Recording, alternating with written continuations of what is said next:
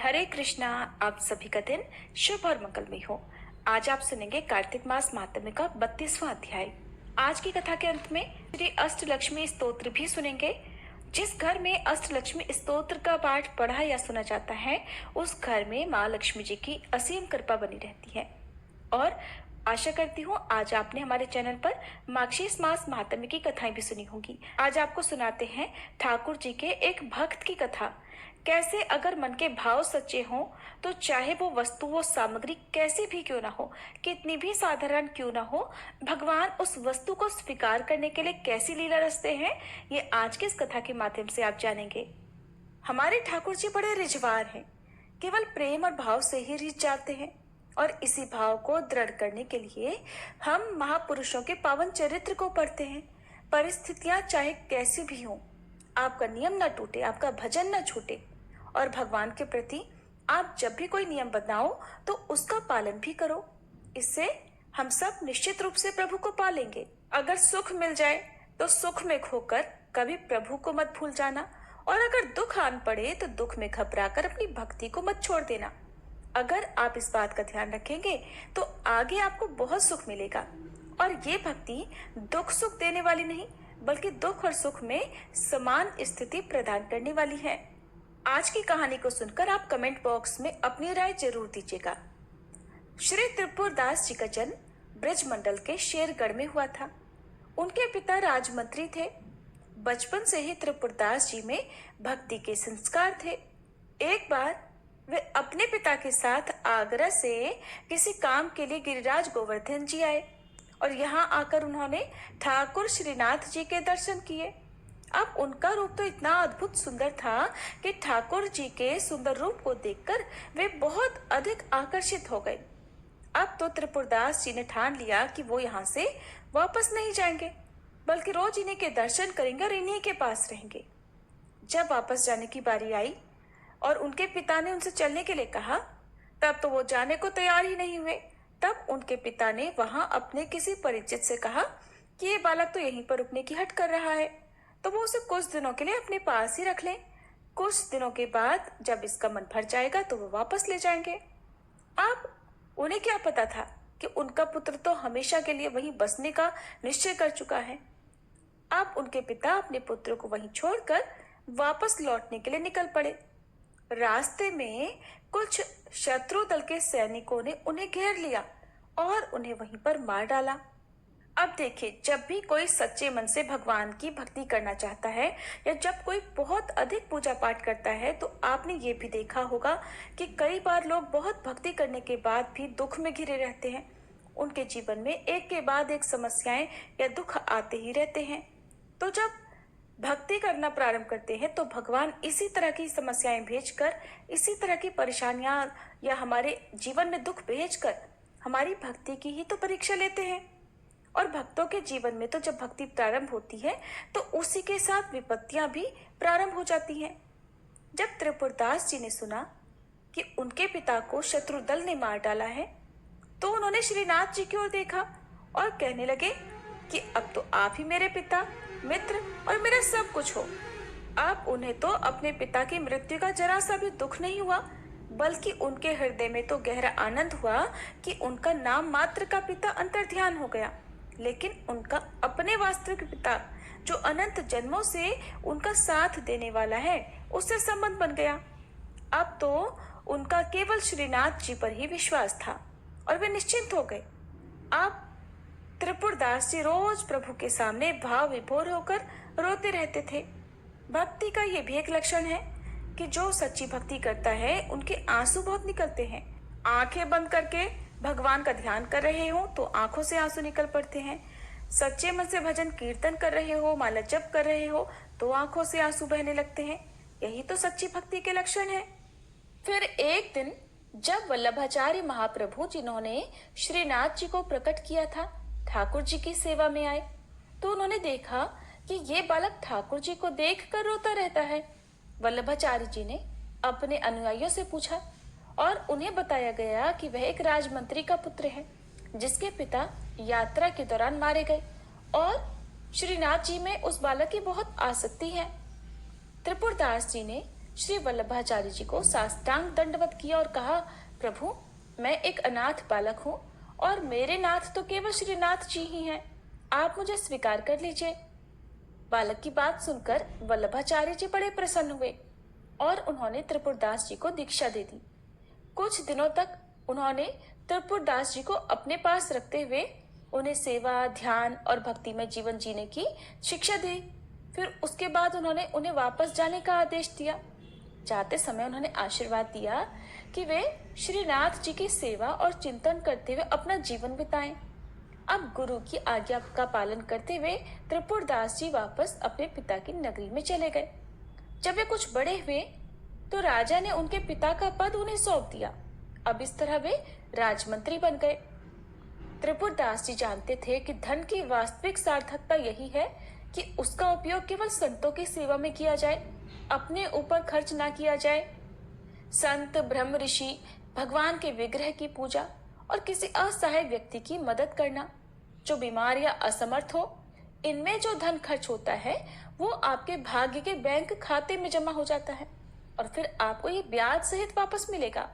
और हमारे प्रभु के बैंक में तो ब्याज बहुत ज्यादा है, इतना ज्यादा है कि ऐसा मानो 1 रुपए पर लाखों गुना ब्याज। और जो आप देखते हैं ना कि कोई बड़ा पद प्राप्त करता है या फिर कोई राजा बन जाता है, तो ये सब पूर्व जन्म में किए गए अच्छे कर्मों का ही फल है। लेकिन आजकल इस बैंक में विश्वास रखने वाले लोगों की बहुत कमी हो गई है। अब त्रिपुरदास जी ने ये निश्चय किया कि राजमंत्री पद से जो भी धन मिलेगा उसे वे केवल और केवल संतों की सेवा और भगवान की सेवा में ही उपयोग करेंगे। अब उन्होंने ये नियम लिया कि वो हर वर्ष सर्दियों में श्रीनाथ जी के लिए रत्नों और हीरों से सुसज्जित एक पोशाक बनवा कर भेजेंगे। अब तो त्रिपुरदास जी के घर रोज संतों की सेवा होती। रोज हजारों हजारों संत आते और प्रसाद प्राप्त करते। श्रीनाथ जी भी बहुत खुश होकर वह पोशाक धारण करते। श्री विठलनाथ जी यानी श्री वल्लभाचार्य जी के पुत्र ये देखकर आश्चर्यचकित थे कि जब वे ठाकुर जी को कोई भी अन्य वस्त्र पहनाते तो उसे प्रभु स्वीकार कर लेते, और लेकिन जब त्रिपुरदास जी द्वारा कोई पोशाक पहनाई जाती तो ठाकुर जी और अधिक प्रसन्न हो जाते, विशेष प्रसन्न हो जाते। ये दिखाता है कि भक्त द्वारा प्रेम से दी गई वस्तु को भगवान अत्यधिक भाव से स्वीकार करते हैं, चाहे वो कुछ भी हो। अब ऐसा ही क्रम चलता रहा। तब श्री त्रिपुरदास जी से द्वेष करने वाले लोग भी बहुत सारे थे। अब उन्होंने राजा से शिकायत कर दी कि महाराज, वे तो राजमंत्री होने का फायदा उठाकर राजधन का दुरुपयोग करने लगे हैं। उनका आरोप था कि त्रिपुरदास जी राजधन से साधु संतों को खिलाते पिलाते हैं, राज खजाने से धन चुराते हैं। अब जब राजा के कान भरे गए तो राजा की बुद्धि पलट गई। राजा ने आदेश दिया कि त्रिपुरदास जी की सारी संपत्ति जब्त कर ली जाए। अब नतीजा ये हुआ कि त्रिपुरदास जी के घर में तो भोजन पकाने तक के लिए बर्तन नहीं रहे, उनके पास खाने के लिए एक दाना भी नहीं बचा। अब वे बहुत अधिक गरीबी में, कष्ट में अपना जीवन बिताने लगे। अब सर्दी की ऋतु आई तो श्री त्रिपुरदास जी ने हर साल की तरह श्रीनाथ जी के लिए पोशाक भेजने का नियम लिया था, प्रण लिया था। और वे ये जानते थे कि जब तक उनका जीवन है वे ठाकुर जी की सेवा में कोई कमी नहीं छोड़ेंगे। लेकिन अब तो उनके पास कुछ भी नहीं बचा था। कैसे ठाकुर जी की सेवा करें, कहाँ से पोशाक धारण करवाएं?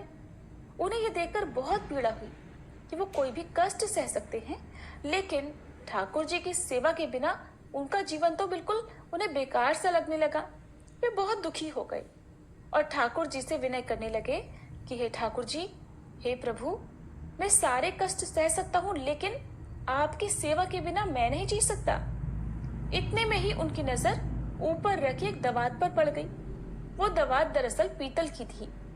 और फिर त्रिपुरदास जी को यह ख्याल आया कि शायद यह कुछ सिक्कों में बिक जाए। उन्हें ठाकुर जी के लिए सर्दियों की पोशाक जो बनवानी थी, उन्होंने झटपट वो दवात उठाई और बाजार में बेचने के लिए चले गए। ये सोच रहे थे कि अगर ये दवात बिक गई तो उन्हें थोड़ी सी रकम मिल जाएगी और फिर वे श्रीनाथ जी के लिए पोशाक भेजने का अपना नियम पूरा कर सकेंगे। त्रिपुरदास जी को उस दवात के बदले 1 रुपया मिला, जिसे लेकर वो एक कपड़े की दुकान में गए। वहां उन्होंने एक साधारण सा कपड़ा खरीदा। उस सफेद कपड़े को उन्होंने खुद लाल रंग से रंगा। लेकिन रंगते रंगते उनकी आंखों से आंसू बहे जा रहे थे, क्योंकि इससे पहले तो हर बार वो तरह तरह की पोशाकें श्रीनाथ जी को धारण करवाते थे। अब वे प्रभु से कहने लगे, नाथ, ये तो इतना साधारण और मोटा कपड़ा है जो आपके सेवकों के भी लायक नहीं है। मैं भला इसे आपके चरणों में कैसे समर्पित करूं? ऐसा सोचकर कि ये तो ठाकुर जी के लायक ही नहीं है, उन्होंने वो कपड़ा रंगने के बाद भी अपने पास ही रख लिया। उनकी हिम्मत नहीं हुई कि वो साधारण सा कपड़ा श्रीनाथ जी को अर्पित करने जाएं, क्योंकि वो जानते थे कि श्रीनाथ जी को तो चढ़ावे में जाने कितनी कितनी कीमती पोशाकें मिलती हैं, और मेरा साधारण सा वस्त्र भला ठाकुर जी क्यों स्वीकार करने लगे। अब एक दिन त्रिपुरदास जी ने श्रीनाथ जी के एक सेवक को देखा। उन्होंने सेवक को प्रणाम किया और उसे अपने घर ले आए। उनके घर में खाने पीने का कोई उचित प्रबंध तो था नहीं, फिर भी त्रिपुरदास जी ने बहुत संकोच के साथ वो लाल रंग का कपड़ा निकाला और हाथ जोड़कर कहने लगे कि मेरी ये प्रतिज्ञा थी कि मैं हर वर्ष श्रीनाथ जी को पोशाक भेजूंगा, लेकिन विधि का विधान ऐसा है कि संभव ही नहीं हो सका। उन्होंने वह कपड़ा सेवक को सौंपते हुए कहा कि आप कृपया इसे भंडारी को दे दीजिएगा, लेकिन गोसाई जी यानी विठल नाथ जी को इस कपड़े या फिर मेरी वर्तमान स्थिति जो चल रही है, मेरे पास जो अभाव चल रहा है, उसके बारे में किसी को कुछ भी मत बताना। अब भंडारी जैसा उचित समझे वैसा इस कपड़े का उपयोग कर सकते हैं, झाड़ पोछ के काम में या किसी भी काम में ला सकते हैं। सेवक ने वो वस्त्र ले जाकर भंडारी को दे दिया और त्रिपुरदास जी की दीनहीन स्थिति के बारे में बताकर कहा कि इस सेवा का अपमान न किया जाए। भंडारी ने उस कपड़े का सम्मान पूर्वक उपयोग करते हुए ठाकुर जी की अन्य पोशाकों को लपेटने के लिए अलमारी में रख लिया। अब सर्दी का समय आया, तो सर्दी का समय था। एक दिन श्रीनाथ जी श्रृंगार के बाद अचानक कांपने लगे। जब श्री विठल नाथ जी चरण सेवा में लग गए तो ठाकुर जी ने उनसे कहा कि मुझे बहुत जोर की ठंड लग रही है। सुनते ही विठल नाथ जी ने तुरंत ठाकुर जी को महंगे गर्म वस्त्र पहनाए। अब ठाकुर जी फिर भी कहने लगे, अरे भैया बहुत जोर से ठंड लग रही है, कुछ तो करो। तब श्री विठल नाथ जी ने तुरंत अंगीठी चलाकर ठाकुर जी के पास रख दी कि अब इनकी ठंड कम हो जाए, लेकिन ठाकुर जी तो अब भी थर थर कांप रहे थे। फिर कहने लगे कांपते हुए, भैया मुझे बहुत जोर से ठंडी लग रही है, मुझसे नहीं रहा जाएगा, कुछ तो करो। गोसाई जी समझ गए कि ये साधारण ठंड नहीं है, ये तो किसी भक्त के हृदय की पीड़ा का ही संकेत था, वरना तो ठाकुर जी की ठंड दूर करने के लिए वो सारे उपाय कर ही चुके थे। तब बड़े संकोच भाव को रखते हुए गोसाई जी बोले कि प्रभु अब बताओ मैं अब क्या उपाय करूं। मैंने आपको गर्म पोशाक पहना दी, अंगीठी पे चलाकर आपके पास रख दी, फिर भी आप कह रहे हैं कि आपको ठंड लग रही है, बल्कि ऐसा तो होना नहीं चाहिए, अब तक तो आपकी ठंड दूर हो जानी चाहिए थी। अब विठलनाथ जी को विचार आया कि कहीं किसी भक्त के भेजे हुए वस्त्र का अपमान तो नहीं हो रहा। उन्होंने सेवकों को बुलाकर कहा कि तुरंत वही खाता लाओ और देखो कि इस वर्ष किस किस की पोशाक आई है और किसकी नहीं आई है। तब सेवकों ने वही खाते में से सबके नाम पढ़कर सुनाए, लेकिन उस लिस्ट में त्रिपुरदास जी का कोई नाम ही नहीं था। तब विठलनाथ जी ने पूछा कि आपने सब नाम तो बता दिए, लेकिन त्रिपुरदास जी का नाम क्यों नहीं सुनाया? और वो तो हर वर्ष ठाकुर जी के लिए पोशाक भेजा करते थे, क्या इस वर्ष उन्होंने कुछ भी नहीं भेजा? तब सेवकों ने बताया कि राजा द्वारा उनका सारा धन नष्ट कर दिया गया, उनका सब कुछ छीन लिया गया है। तब विठलनाथ जी ने फिर पूछा, तो क्या इस वर्ष उन्होंने कुछ भी नहीं भेजा? अरे कुछ तो भेजा होगा, ऐसा तो हो नहीं सकता। तब सेवकों ने उत्तर दिया कि ठाकुर जी इस वर्ष उन्होंने केवल एक लाल रंग का साधारण सा वस्त्र भेजा है, जो कि ठाकुर जी की पोशाक लायक नहीं था, इसलिए हमने उसे पोशाकों को लपेटने के लिए इस्तेमाल कर दिया और अलमारी में रखा हुआ है। अब तो विठलनाथ जी ने तुरंत समझ लिया कि ठाकुर जी को ठंड क्यों लग रही थी। दरअसल ठाकुर जी को ठंड लगने का कारण ही यही था। उन्होंने तुरंत दर्जी को बुलवाया और उस साधारण से कपड़े से ठाकुर जी के लिए एक सुंदर सी पोशाक बनवाई। अब जैसे ही ठाकुर जी ने उस साधारण कपड़े की पोशाक धारण की, वो मुस्कुराए और बोले, हाँ अब मेरी सर्दी दूर हो गई। तो ठाकुर जी बड़े रिझावर हैं, वो केवल प्रेम और भाव से ही अपने भक्तों पर रीझ जाते हैं। बस हमारी भक्ति सच्ची होनी चाहिए, हमारे मन के भाव सच्चे होने चाहिए। हरे कृष्णा। तो ये थी आज की कथा। आपको कैसी लगी कमेंट बॉक्स पे जरूर बताइएगा। और अगले दिन भी आपको ऐसी ही और कथाएं सुनाई जाएंगी, इसलिए आपसे अनुरोध है कि हर दिन हमारे चैनल पर सुनाई जाने वाली कथाओं को आप जरूर सुना कीजिएगा। आप सुनिए श्री अष्टलक्ष्मी स्तोत्र का हिंदी अनुवाद। परम पूज्य गुरु जी श्री श्री पंडित रविशंकर जी ने इसकी व्याख्या बहुत ही सरल शब्दों में की है। जिस घर में भी नित्य प्रति माँ लक्ष्मी जी के 8 स्वरूपों का ध्यान और स्मरण किया जाता है, उस घर में कभी धन धान्य की कमी नहीं रहती। माँ लक्ष्मी के ये 8 स्वरूप हैं: आद्य लक्ष्मी, धन लक्ष्मी, विद्या लक्ष्मी, धान्य लक्ष्मी, धैर्य लक्ष्मी, संतान लक्ष्मी, विजय लक्ष्मी और गज लक्ष्मी। सुमनस वंदित सुंदरी माधवी चंद्र सहोदरी हेममये, मुनिगण वंदित मोक्ष प्रदायिनी मंजुल भाषिणी वेदनुते, पंकज वासनी देव सुपूजित सद्गुण वर्षिणी शांतियुते। जय जय जय हे मधुसूदन कामिनी आद्य लक्ष्मी परिपालय माम। अर्थात देवी, आप सभी भले मनुष्यों के द्वारा वंदित सुंदरी माधवी अर्थात माधव की पत्नी, चंद्र की बहन, स्वर्ण अर्थात सोने की मूर्त रूप, मुनिगणों से घिरी हुई, मोक्ष देने वाली, मृदु और मधुर शब्द कहने वाली, वेदों के द्वारा प्रशंसित हो, कमल के पुष्प में निवास करने वाली और सभी देवों के द्वारा पूजित, अपने भक्तों पर सद्गुणों की वर्षा करने वाली, शांति से परिपूर्ण और मधुसूदन के प्रिय हे देवी आदि लक्ष्मी, आपकी जय हो, आप मेरा पालन करो।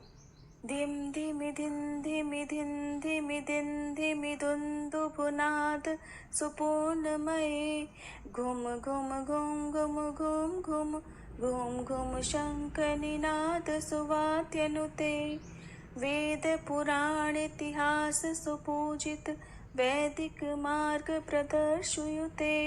जय जय हे मधुसूदन कामिनी धन लक्ष्मी रूपेण पालय माम। अर्थात दुंदुभी अर्थात ढोल के धीमी धीमी स्वर से आप परिपूर्ण हो, घूम घूम घूम घूम की ध्वनि करते हुए शंखनाद से आपकी पूजा होती है। वेद पुराण और इतिहास के द्वारा पूजित देवी, आप भक्तों को वैदिक मार्ग दिखाती हो। मधुसूदन की प्रिय हे देवी विद्या लक्ष्मी, आपकी जय हो, आप मेरा पालन करो। प्रणत सुरेश्वर भारती भार्गवी शोक विनाशिनी रत्नमये, मणिमय भूषित कर्ण विभूषण शांति समावृत हास्य मुखे, नवनिधि दायनि कलिमल हारिणी कामित फल प्रद हस्तयुते। जय जय हे मधुसूदन कामिनी विद्या लक्ष्मी सदा पालय माम। अर्थात सुरेश्वरी को भारती भार्गवी शोक का विनाश करने वाली रत्नों से शोभित देवी को प्रणाम करो। विद्या लक्ष्मी के कर्ण अर्थात कान मणियों से विभूषित हैं, उनके चेहरे का भाव शांत और मुख पर मुस्कान है। देवी, आप नवनिधि प्रदान करती हो, कलयुग के दोष हरती हो, अपने वरद हस्त से मनचाहा वरदान देती हो। मधुसूदन की प्रिय हे देवी विद्या लक्ष्मी, आपकी जय हो, आप मेरा पालन करो। ऐ कलि कल्मषनाशिनि कामिनी वैदिक रूपिणी वेदमये, क्षीर समुद्धव मंगल रूपिणी मंत्र निवासिनी मंत्रयुते, मंगलदायिनी अम्बुजवासिनी देवगणाश्रित पादयुते। जय जय जय हे मधुसूदन कामिनी धान्य लक्ष्मी परिपालय माम। अर्थात हे धान्य लक्ष्मी, आप प्रभु के प्रिय हो, कलयुग के दोषों का नाश करती हो, आप वेदों का साक्षात रूप हो, आप क्षीर सागर से जन्मी हो, आपका रूप मंगल करने वाला है, मंत्रों में आपका निवास है और आप मंत्रों से ही पूजित हो। आप सभी को मंगल प्रदान करती हो, आप अम्बुज अर्थात कमल में निवास करती हो। सभी देवगण आपके चरणों में आश्रय पाते हैं। मधुसूदन की प्रिय है देवी धान्य लक्ष्मी, आपकी जय हो, आप मेरा पालन करो। जय वरवर्षिणि वैष्णवी भार्गवी, मंत्र स्वरूपिणि मंत्रमये, सुरगण पूजित शीघ्र फलप्रद, ज्ञान विकासिनि शास्त्रनुते। भव भयहारिणि पाप विमोचिनि, साधु जनाश्रित पादयुते। जय जय हे मधुसूदन कामिनी, धैर्य लक्ष्मी परिपालय माम। अर्थात हे वैष्णवी, आप विजय का वरदान देती हो। आपने भार्गव ऋषि की कन्या के रूप में अवतार लिया। आप मंत्र स्वरूपिणी हो, मंत्रों में बसती हो। देवताओं के द्वारा पूजित हे देवी, आप शीघ्र ही पूजा का फल देती हो। आप ज्ञान में वृद्धि करती हो, शास्त्र आपका गुणगान करते हैं। आप सांसारिक भय को हरने वाली, पापों से मुक्ति देने वाली हो। साधुजन आपके चरणों में आश्रय पाते हैं। मधुसूदन की प्रिय हे देवी धैर्य लक्ष्मी, आपकी जय हो, आप मेरा पालन करो। ऐ खगवाहिनी मोहिनी चक्रिणी राग विवर्धनी, ज्ञानमये गुण गणवारिधि लोक हितैषिणी, सप्त स्वर भूषित गाननुते। सकल सुरासुर देव मुनीश्वर, मानव वंदित पादयुते। जय जय हे मधुसूदन कामिनी, संतान लक्ष्मी परिपालय माम। अर्थात गरुड़ आपका वाहन है, मुंह में डालने वाली, चक्र धारण करने वाली। राग अर्थात संगीत से आपकी पूजा होती है। आप ज्ञानमयी हो, आप सभी शुभ गुणों का समावेश हो। आप समस्त लोक का हित करती हो। सप्त स्वरों के गान से आप प्रशंसित हो। सभी देवता, असुर, मुनि और मनुष्य आपके चरणों की वंदना करते हैं। मधुसूदन की प्रिय हे देवी संतान लक्ष्मी, आपकी जय हो, आप मेरा पालन करो। जय कमलासनि सद्गतिदायिनि, ज्ञान विकासनि ज्ञानमये, अनुदिन मर्चित कुमकुम धूसर, भूषित वसित वाद्यनुते। कनक धरा स्तुति वैभव वंदित, शंकर देशिक मान्य पदे। जय जय हे मधुसूदन कामिनी, विजय लक्ष्मी परिपालय माम। अर्थात कमल के आसन पर विराजित देवी, आपकी जय हो।